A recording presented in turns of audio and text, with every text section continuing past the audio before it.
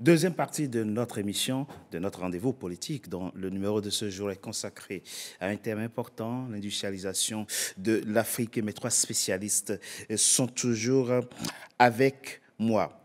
Professeur Nicolas Agbo, nous allons consacrer cette deuxième partie à la question comment financer l'industrialisation. L'État, quel est aujourd'hui l'état des lieux? D'abord, il y a un pays qui vous donne raison aujourd'hui, mais il n'est pas le seul. C'est le Bénin qui a décidé, par exemple, de transformer localement son coton. Aujourd'hui, le Bénin, qui a tant été le deuxième producteur du coton, mais il est passé depuis quelques mois premier producteur ouest-africain, je crois, du coton, transforme localement aujourd'hui le coton en vêtements qu'il exporte vers l'Europe, vers la France. C'est ce que vous aviez dit dans la deuxième partie de notre émission. Mais professeur, il y a une question très sérieuse et très importante sur laquelle il faut nous éclairer. Quel est aujourd'hui l'état des lieux? L'état des lieux en termes de capacité financière. C'est qu'après les programmes d'ajustement structurel, nos pays sont devenus fortement endettés, avec une capacité limitée d'endettement. Comment on fait alors pour acheter les usines et pour acheter les machines pour construire les usines aujourd'hui localement? Vous avez réfléchi à la question comment on règle, on fait sauter cette digue qu'est l'impossibilité de s'endetter infiniment? Bien, merci. Ça fait plusieurs années, oui, on nous a mis dans un cadre dans lequel on arrive à se mouvoir, c'est ça, sachant que nous n'allons pas aller plus loin.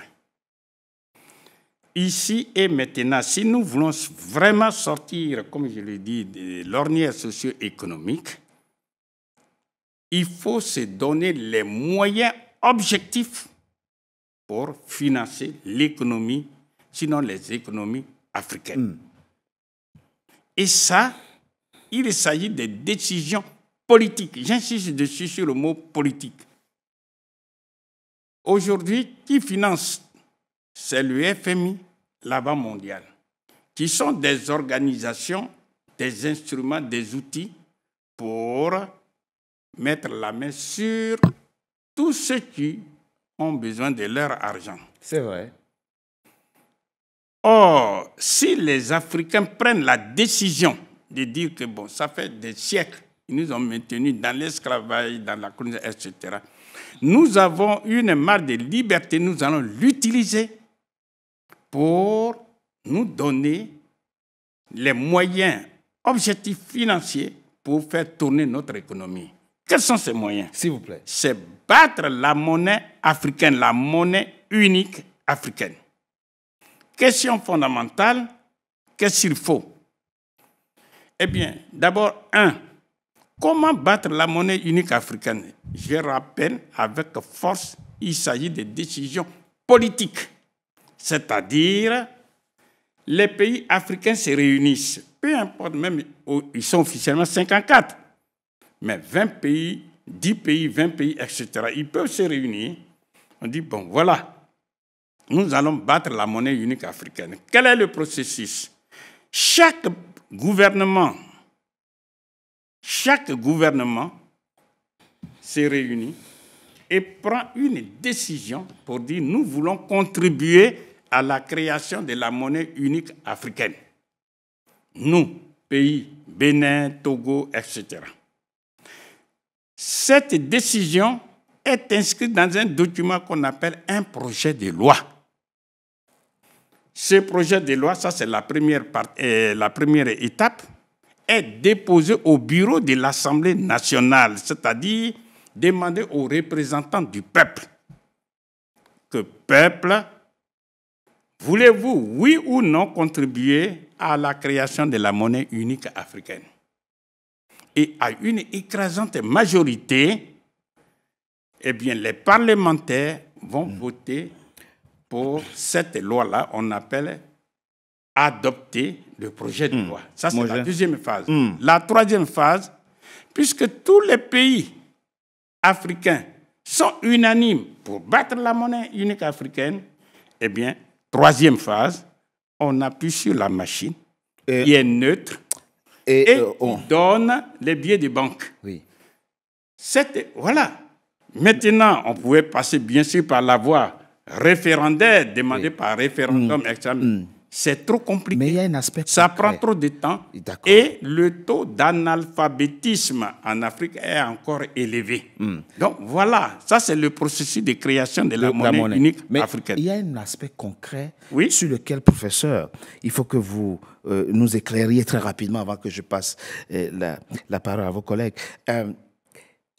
Si vous me devez de l'argent, si vous avez des dettes vis-à-vis de moi, peu importe si c'est dans une devise étrangère ou dans votre propre monnaie que vous me remboursez, ça ne fasse rien au fait que vous êtes toujours endetté, vous avez toujours des dettes à me rembourser. Oui. Et comment on règle cette question? Bien. Donc, j'ai fini avec cette phase-là, et puis, parce qu'il faut que les Africains comprennent. Absolument. Eh bien, une fois on a fait ça, la monnaie unique africaine sera gérée par une banque centrale africaine, Oui. dont le siège sera en Afrique. Et c'est cette banque centrale africaine qui va contrôler toutes les banques centrales nationales ou communautaires, que ce soit la BCAO, la BIAC, etc. Et c'est cette banque centrale africaine qui va définir ce qu'on appelle la politique monétaire africaine. Exemple, la politique monétaire, on peut dire, bon, la BCA, c'est la Banque centrale africaine, a décidé de donner de l'argent à un taux d'intérêt, par exemple, 1%. Toutes les banques centrales africaines vont répercuter cette politique, ce taux d'intérêt, à toutes les banques commerciales qu'elles contrôlent. Okay. Et l'agent économique, que ce soit le ménage, que ce soit les entreprises, vont venir emprunter l'argent, non pas à 1% défini par la BCA, mais par exemple à 2% ou bien à 3%, parce que la banque commerciale, par définition, fait du commerce, donc va se donner une marge en ajoutant, par exemple, sur 1, va ajouter 2. Donc 1 plus 2 égale 3%. Et comme ça, nous avons les moyens pour pouvoir entreprendre.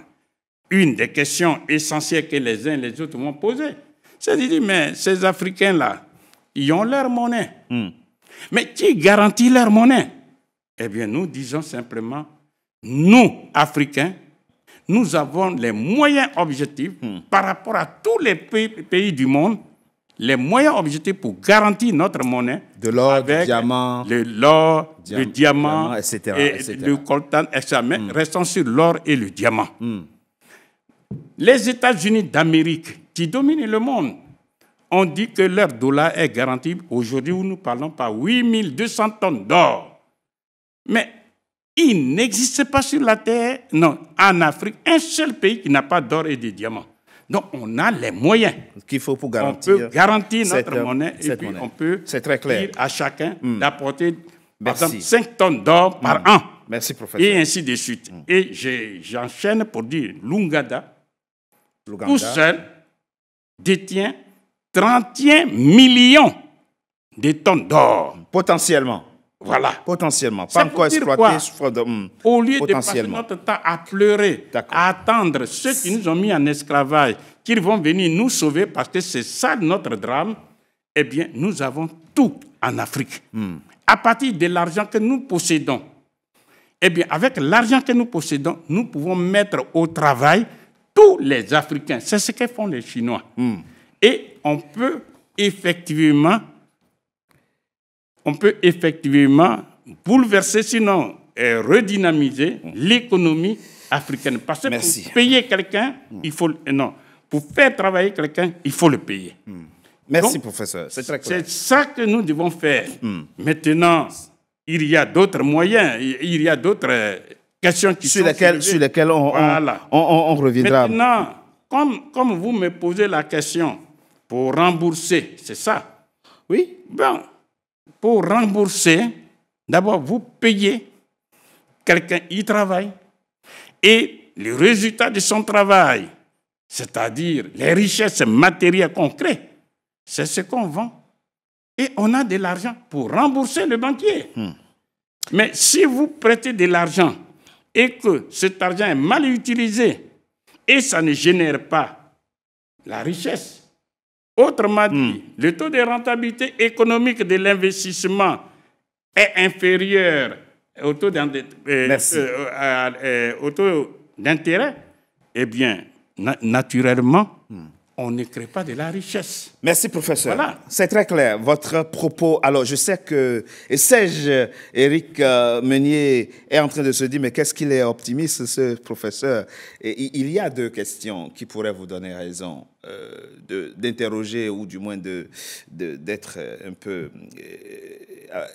on va séduire par l'optimisme du professeur, mais c'est à la fois la question de la capacité des États à se mettre ensemble, comme le dit le professeur là, c'est très compliqué en ce moment quand on voit comment les États africains fonctionnent, quand ils sont déchirés par des intérêts totalement divergents qui n'arrivent même pas à concilier. Et la deuxième raison, c'est ce que Kadhafi, qui est d'ordre exogène plutôt, c'est ce que Kadhafi a essayé de faire en créant, à l'image de ce que dit le professeur, une sorte de fonds monétaire africain pour booster l'industrialisation du continent. La suite, on la connaît. Mais commençons par le premier. La question première de la capacité de nos États à se mettre ensemble et à pondre une politique monétaire commune. Est-ce que c'est possible? Non.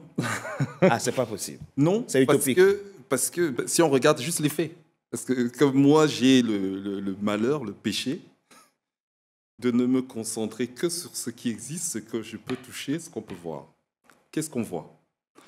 Sur la capacité des États africains à se mettre ensemble. Pour créer une monnaie unique africaine. Créer une monnaie, ça c'est très illusoire déjà. Il y a le marché africain commun, la ZLECAf, où j'ai eu à travailler un petit peu.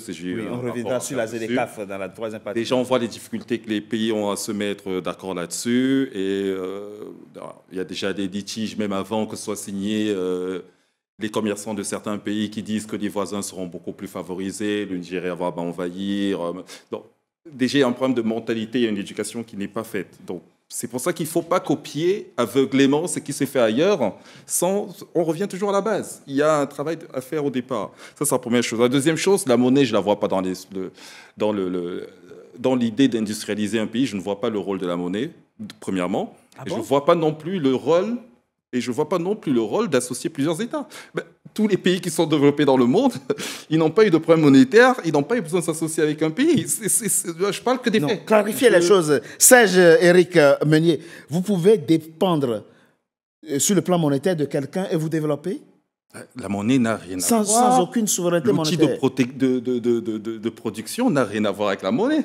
C'est-à-dire non, que attendez. La monnaie... monsieur, monsieur... Mais non, moi je parle des faits. Ah, vous parlez des faits? Parlons des faits. Je parle des faits. La Corée du Sud, le Japon... Non, restons en Afrique. Serge Éric Meunier. Non, mais il faut parler de ce qui existe. Aujourd'hui, les pays qui partagent le franc CFA, ils ont 85% de leurs réserves de change dans un trésor étranger.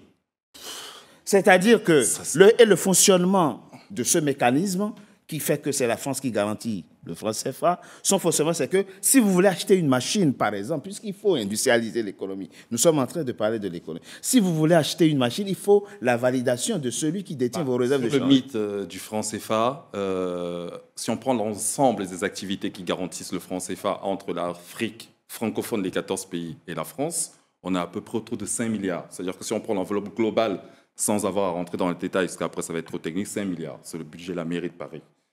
On parle de 54 pays. C'est-à-dire qu'il faut juste parfois être raisonnable. Non, le franc CFA, c'est 14-15 pays. Oui, non, mais c'est juste pour dire que globalement, c'est ça. Donc, c'est vraiment ridicule. Parler de la monnaie, là, dans les enjeux d'industrialisation, n'a aucun sens. L'industrialisation, c'est l'éducation. C'est l'organisation de la société, c'est les partenaires qu'on crée, c'est la stratégie qu'on met en œuvre. Mais non, la monnaie aussi. La monnaie, non. Le Japon, 3 ans après avoir été bombardé, sa monnaie a été soutenue par les États-Unis. Donc, le Japon était dans une espèce de franc CFA avec le dollar américain. La Corée du Sud, pareil, après la guerre, était dans une espèce de franc CFA avec le dollar américain. Ça n'a rien à voir. Pourtant, au sortir de la guerre, c'est là où ils se sont le plus industrialisés. La Corée du Sud et le Japon, c'est les deux pays qui ont la croissance économique la plus rapide de l'histoire de la planète. Je comprends ce que vous voulez dire. Non, moi j'ai dit, je reste juste sur les faits. Non, je ne suis pas dans l'émotion. Vous êtes très extrême. Vous pouvez nous dire. Parce que la science. Vous pouvez nous dire l'indépendance monétaire n'est pas la panacée quand on veut s'industrialiser. On l'a compris. C'est pas mais on nous dit que ça n'a aucune espèce de. En plus, monétaire, indépendance, c'est pas le bon mot parce que indépendance, non. C'est-à-dire que est-ce qu'il y a une souveraineté ou pas? Qu'un pays décide d'utiliser le franc CFA, si c'est le pays lui-même qui décide d'utiliser le franc CFA, donc on parle de ce. Mais si, c'est lui qui décide. Comment ça se passe. D'accord. Mais non, ça se passe comment? Comment ça se passe? Ben, c'est ce que le maître dit, c'est ce qui est bien pour toi. C'est qui le maître? Ah, mais c'est. Enfin, non, mais c'est qui le maître? Vous savez, tout ce qui. C'est aujourd'hui que les langues se délient, que la parole se libère. L'AES. Oui. Burkina Faso, Mali, Niger, ils ont réussi à mettre la France au bout du nez des services de renseignement français qui n'ont vu que du feu. Ils ont réussi à mettre la France dehors en moins d'une semaine. Oui. C'est kilomètres. Donc, c'est ça le problème. C'est-à-dire que le changement de l'Afrique aussi reviendra le jour où on arrivera à dire la vérité aux gens. Il faut sortir de cette histoire de continent on a compris. Alors, Thierry, oui, j'ai une autre approche. Vous pouvez faire oui, j'ai une autre approche par rapport à la question qui oppose le professeur Agbourou et puis mon frère Meignet. C'est que il faut repartir sur des choses basiques. La monnaie n'est qu'un moyen de paiement. Oui. Donc, on peut utiliser la monnaie comme on peut utiliser une alternative à la monnaie.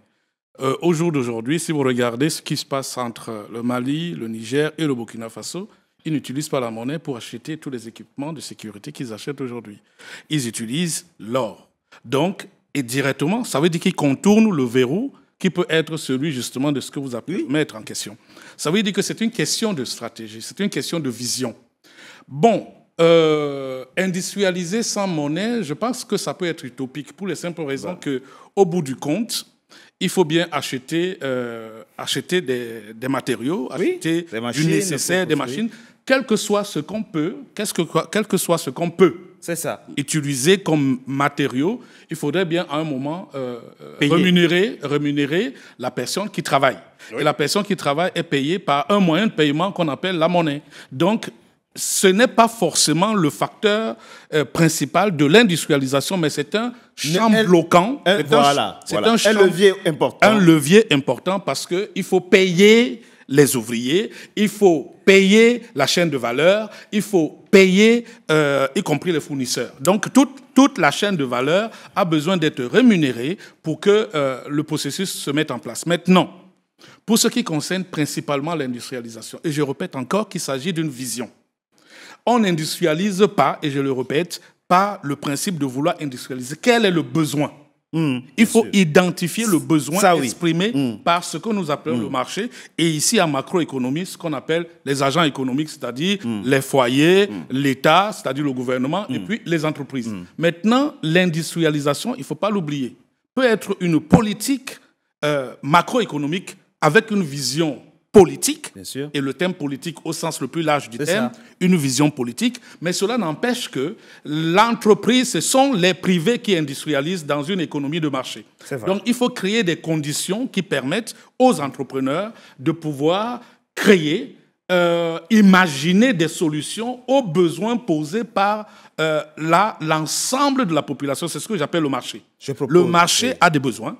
Il faut répondre à ces besoins. Et si ces besoins sont des besoins manufacturiers, effectivement, il faut créer des usines. Et ça, il y a des... Et, s'il vous plaît, vous me permettez de finir. En créant des usines, il faudrait encore s'assurer que les usines créées ne sont pas structurellement dépendantes en termes de fonctionnalité, n'est-ce pas, des mains d'étrangers. On peut créer des pôles de compétences, qui soient des pôles de compétences régionales. Par exemple, on dit, en Afrique centrale, tel pays, si nous sommes d'accord qu'il s'agit vraiment d'une industrialisation globale. C'est ça. Et pas on de construit, pays... par exemple, une usine de fabrication de médicaments. Par exemple, à Yaoundé, ou à Douala, ou alimenter toute la sous-région. etc. C'est ça. Et ensuite, Malabo va dire, bon, moi, en termes de compétitivité, je suis plus apte à pouvoir plutôt créer des sandales.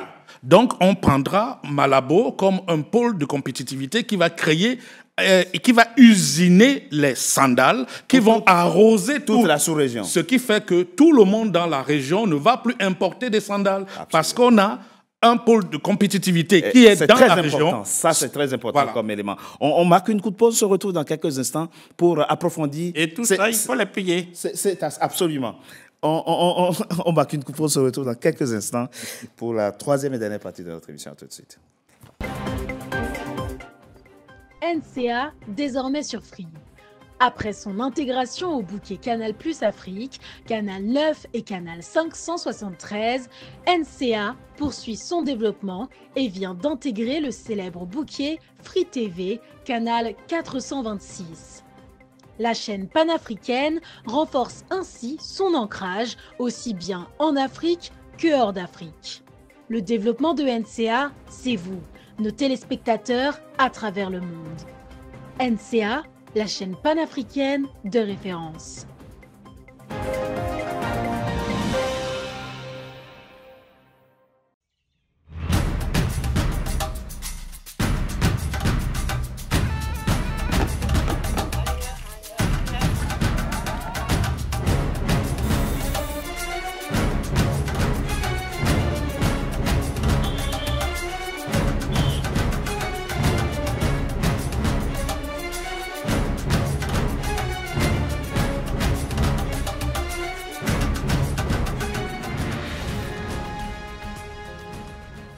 NCA, la nouvelle chaîne africaine. NCA, the New African Channel.